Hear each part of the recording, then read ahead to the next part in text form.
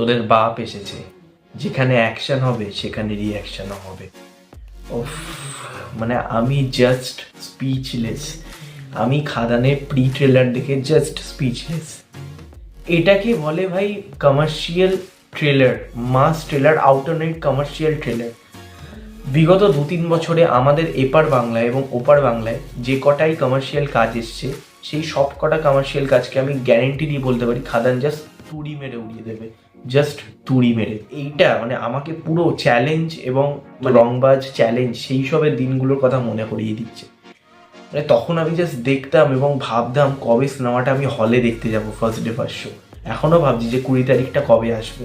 বিশেষ করে ট্রেলারটার বিজিএম যেভাবে মানে করা হয়েছে এবং একটা গান চলছে, তোদের বাপ এসেছে, সেই গানটার জন্য তো আমি সুপার এক্সাইটেড। সেই গানটা কবে বেরোবে, আমি জাস্ট পাগলে গেছি। দারুণ হয়েছে। আমি 7-8বার ট্রেলারটা দেখলাম, আমার জাস্ট সেরা লেগেছে, সেরা। একে বলে ভাই, বিশেষ করে দেবদা ভাই কুড়ুল টুরুল নিয়ে মাথা কাটবে, সেই জায়গাগুলো দেখার জন্য তো আমি সুপার এক্সাইটেড।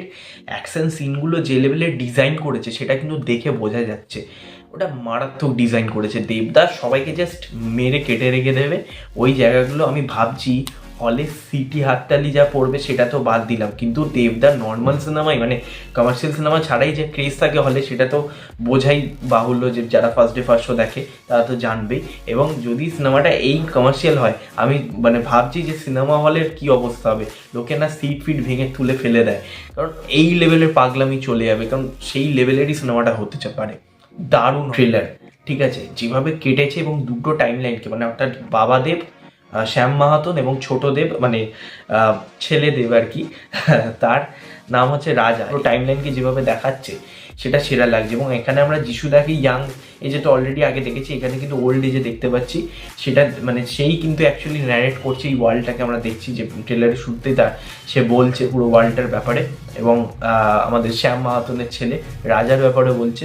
সেরা। এর ইথিকা পাউলের একটা ছোট্ট রকম সিন ছিল যেখানে আমরা দেখতে পাচ্ছি একটা গানের চলছে। তো কালার গ্রেডিংটা সেরা করেছে। অনেকেই বলবে কালার গ্রেডিংটা পুরোপুরি কেজিএফ এর মতন, বাট খাদান মানে ওয়ার্ল্ডটার যেভাবে ব্যাকড্রপটা রয়েছে সেই রকমেরই কিন্তু কালার গ্রেডিং সেটা ডিমান্ড করে। এটা কোনো রকম এই নয় যে খাদান, কারণ ওই ডার্ক কালার গ্রেডিংটাই কিন্তু এটা মানে ডিমান্ড করছে।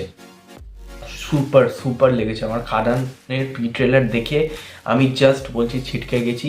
এরকম সিনেমা যদি আসে, রিয়েলি বলছি বাংলা সিনেমার স্বর্ণযুগ ফিরবে, আমি এটা লিখে দিচ্ছি।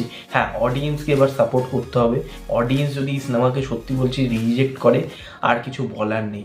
এই সিনেমাটা যদি বক্স অফিসে হিট না হয়, এটা শেম অন বেঙ্গলি অডিয়েন্স। আর কিছু বলবো না। শেষ করছি, ভিডিওটা ভালো লাগলে লাইক করো, শেয়ার করো, এবং অবভিয়াসলি অনেস্টলি জানিও যে তোমাদের খাদানের ট্রেলার কেমন লেগেছে, কমেন্টে জানিও কিন্তু।